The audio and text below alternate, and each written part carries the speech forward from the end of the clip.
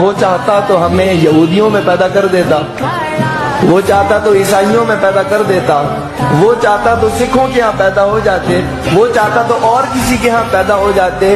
یہ محض اس کا فضل ہے کہ اس نے ہمیں پیدا کیا تو ہمارے کانوں میں آواز آئی اشہد ان محمد رسول اللہ۔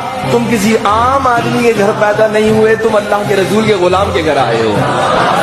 یہ محض اس کا فضل ہے، یہ اس کی عطا ہے، ہماری کوئی حیثیت کوئی اوقات بولے نہیں ہے، یہ محض اس کا فضل ہے۔ تو یہ نسبت جو ہے نا، یہ اوروں کو نسبتیں اور ہیں، ہمیں نسبت حبیب اللہ کے امتی ہونے کی ہے کہ اللہ نے اپنے حبیب کا امتی ہمیں بنایا ہے۔ اور پھر وہ حبیب بھی کیسا ہے کہ ہم بڑے گناہگار ہیں، لیکن اللہ تعالیٰ نے ہمیں حضور کا امتی بنایا۔